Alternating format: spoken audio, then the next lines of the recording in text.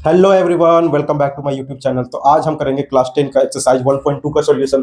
तो चलिए एक एक करके सारे क्वेश्चन को सॉल्व करते हैं। पिछले लेक्चर में मैंने एक्सरसाइज 1.1 का सॉल्यूशन किया था, आज हम करेंगे 1.2 का सॉल्यूशन। तो पहला क्वेश्चन पे आते हैं। पहला क्वेश्चन बोला है prove that root 5 is an irrational number. हमको प्रूव करना है कि रूट 5 जो है वो इरेशनल नंबर है। तो चलिए आइए प्रूव करते हैं। सबसे पहले क्या करेंगे, let root 5 is a rational. इसको रैशनल मान लेंगे। जब रैशनल है तो ये a बाई बी या p बाई क्यू के फॉर्म में लिख सकते हैं, तो इसको a बाई बी लिख सकते हैं। अब क्या करेंगे, इसके बाद squaring both side, squaring both sides. एक चीज छूट गया यहाँ पे, सिंस a और b क्या होना चाहिए, a एंड b आर को प्राइम्स। ये को प्राइम्स होना चाहिए। को प्राइम्स क्या होता है, जिसका फैक्टर 1 के अलावा कोई दूसरा ना हो, वो ऐसा नंबर को प्राइम नंबर होता है। ठीक है, स्क्वायरिंग बोथ साइड करेंगे, रूट 5 का स्क्वायर करेंगे और a बाई बी का भी स्क्वायर करेंगे। ठीक है, तो इसका स्क्वायर हो जाएगा 5 और इसका स्क्वायर हो जाएगा a स्क्वायर और b स्क्वायर। अब b स्क्वायर को इधर ले आएंगे और 5 को नीचे ले जाएंगे। ठीक है, अब हम लिखेंगे if 5 divides a square then 5 also divides a। ये एक थ्योरम है। ठीक है, इसके बाद क्या करेंगे, इसको इक्वेशन 1 मान लेंगे। क्या करेंगे, let a by 5 is equal to c। ठीक है, और यहां से a क्या हो जाएगा, a is equal to 5c, इधर इंटू हो जाएगा। ठीक है, आप क्या करेंगे, put the value of a in equation 1। a का जो वैल्यू है 5c, उसको यहां पे पुट करेंगे, तो ये क्या आ जाएगा, b square is equal to a की जगह क्या लिखेंगे 5c, और यहाँ स्क्वायर है तो यहाँ स्क्वायर करेंगे। ठीक है, नीचे क्या है 5। चलिए अब इसको ब्रैकेट को ओपन करते हैं, तो 5 का स्क्वायर 25 हो जाएगा, c का स्क्वायर c स्क्वायर हो जाएगा बाय 5। 5 से काटेंगे इसको, 5 टाइम में कटेगा, तो यहाँ पे देख सकते हैं क्या आ गया, b square is equal to 5c square. अब क्या करेंगे, c स्क्वायर को इधर ही रहने देंगे और 5 को नीचे ले आएंगे। फिर से वही थ्योरम लगाएंगे, if 5 divides b square then 5 also divides b, है ना।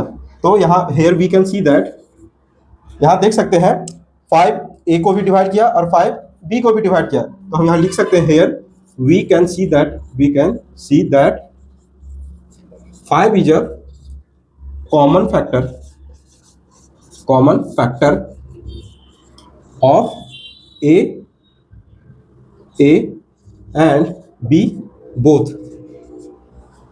तो हमने शुरू में क्या देखा था कि a और b को प्राइम है, जिसका कोई फैक्टर नहीं होता 1 के अलावा, लेकिन यहां देख रहे हैं 5 फैक्टर है a और b का। ये मेरा क्या हुआ, गलत साबित हुआ। तो यहां लिखेंगे दिस गेट कॉन्ट्राडिक्ट मतलब गलत साबित होना, this get contradict by our wrong assumption. हम लोग रॉन्ग एजप्शन के कारण ये गलत साबित हुआ। यहाँ स्पेस खत्म हो गया था। चलिए अब यहाँ कंटिन्यू करते हैं, this get contradict by our wrong assumption. क्या हम लोग रॉन्ग एजप्ट कर लिए थे, दैट हम लोग क्या मान लिए थे, that root 5 is a rational. ये रैशनल नहीं है, इसलिए क्या बोलेंगे, hence root 5 is an irrational number.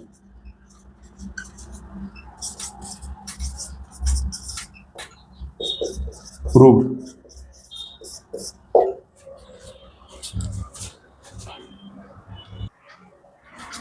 तो चलिए अब नेक्स्ट क्वेश्चन को सॉल्व करते हैं। बोला है prove that 3 + 2 root 5 is irrational. इसको प्रूव करते हैं, तो फिर से वही काम करेंगे, लेट 3 + 2 रूट 5 इज रैशनल। जब ये रैशनल है तो इसको p बाई क्यू के फॉर्म में लिख सकते हैं, है ना। और इसको अरेंज करेंगे तो 3 को इधर ले जाएंगे, है ना, और जब इसका एलसीएम लेंगे तो ये हो जाएगा 3Q/Q, और ये 2 इधर मल्टीपल में था तो इधर डिवाइड में आ जाएगा, है ना, ठीक है। इसको ऐसे लिख सकते हैं,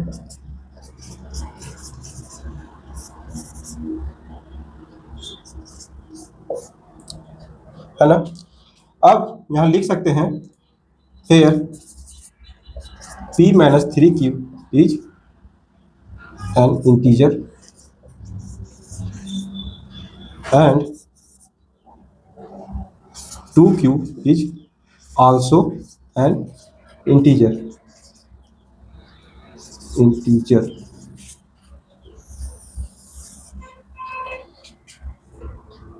Therefore ये P-3Q/2Q इज अ रैशनल, ऊपर नीचे दोनों क्या है, इंटीजर्स है, तो इसको रैशनल नंबर बोल सकते हैं, is a rational number. Therefore हम लोग क्या बोल सकते हैं, जब ये रैशनल नंबर है तो ये इसके बराबर है, तो ये भी मेरा रैशनल नंबर हुआ। इस therefore √5 is also rational number.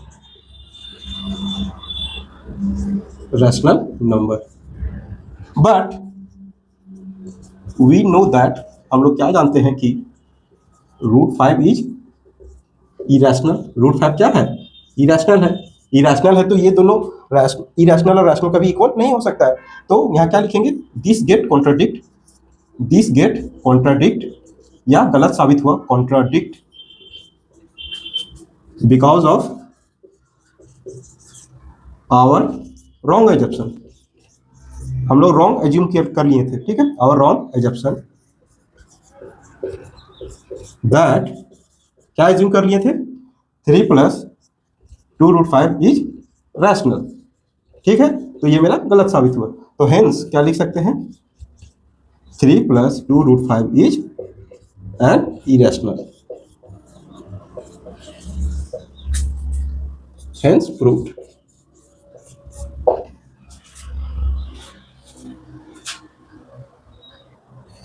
तो चलिए अब हम नेक्स्ट क्वेश्चन को करते हैं। क्वेश्चन नंबर 3 में बोला है prove that the following are irrational. तो पहला है 1/√2, तो इसको प्रूफ करते हैं। फिर वही काम करेंगे, late 1/√2 is a rational.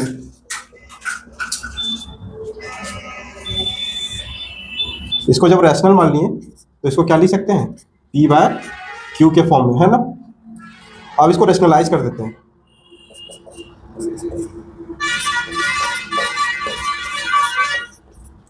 Rationalise में क्या करते हैं, डिनोमिनेटर को ऊपर नीचे इंटू करते हैं। तो ये मेरा क्या आ जाएगा, √2/2। आप क्या करेंगे, √2 को इधर ही रहने देंगे, अब बाकी 2 को उधर ले जाएंगे, तो ये हो जाएगा 2P/Q। Here 2P is an integer and also Q is an integer. जब न्यूमरेटर भी इंटीजर है और डिनोमिनेटर भी इंटीजर है तो इसका मतलब क्या हुआ, ये मेरा रैशनल हुआ।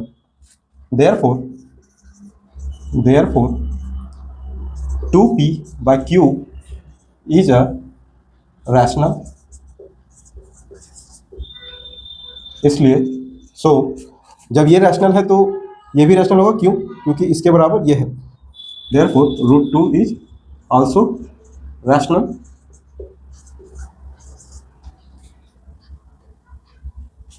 जब ये रैशनल, लेकिन हम लोग को पता है, वी नो दैट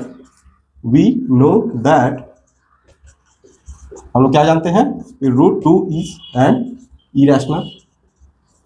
√2 क्या है, इरेशनल है, तो ये मेरा गलत साबित हुआ। This get contradict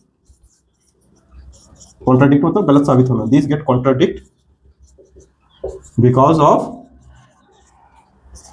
our wrong assumption. हम लोग क्या रॉन्ग एजम्प कर लिए थे, that 1/√2 is a rational, hence therefore क्या बोलेंगे हम लोग, √1/√2 इज एन इरेशनल। प्रूव, सारे क्वेश्चन को इसी तरह प्रूव करेंगे।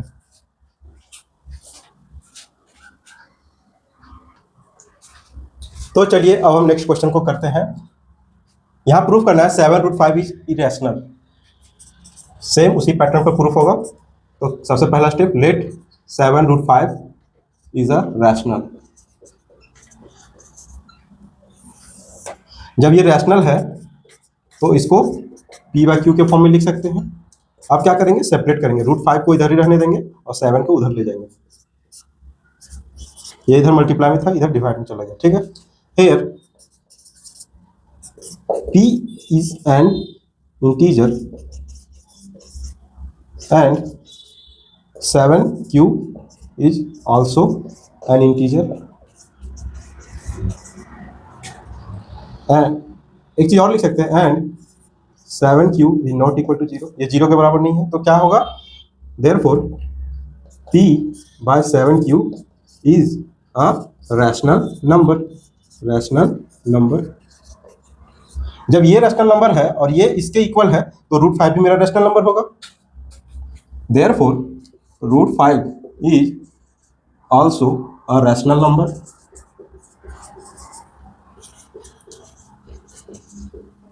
बट वी नो दैट, हम लोग क्या जानते हैं कि बट वी नो दैट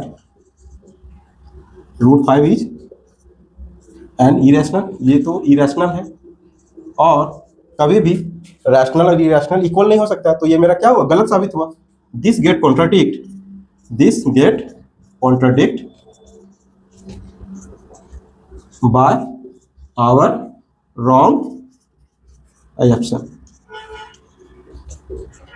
क्या रॉन्ग assumption किए थे, दैट 7√5 इज अ रैशनल।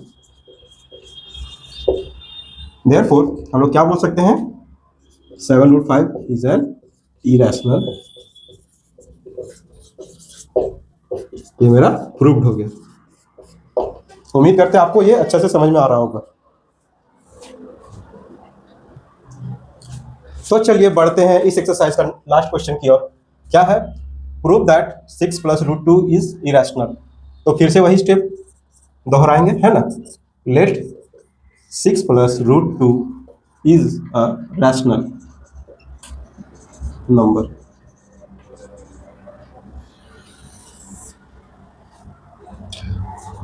जब ये रैशनल नंबर है तो इसको P/Q के फॉर्म में लिख सकते हैं। अब क्या करेंगे, यहां से सेपरेट करेंगे। आप लोग को अब याद हो गया होगा, है ना। सारा क्वेश्चन में वही स्टेप फॉलो करना है। √2 को इधर ही रहने देंगे, बाकी 6 को उधर ले जाएंगे, ठीक है। अब इसको सॉल्व करने के बाद क्या आएगा, ये मेरा एलसीएम आएगा Q, यहाँ हो जाएगा P - 6Q, ठीक है। Here P - 6Q is an integer and Q is also an integer। therefore जब P और Q इंटीजर है, और यहां लिख सकते हैं and Q is not equal to 0, therefore ये दोनों इंटीजर्स है और Q not equal to 0, therefore क्या लिख सकते हैं कि ये मेरा जो है वो rational number. therefore P - 6Q by Q is a rational number।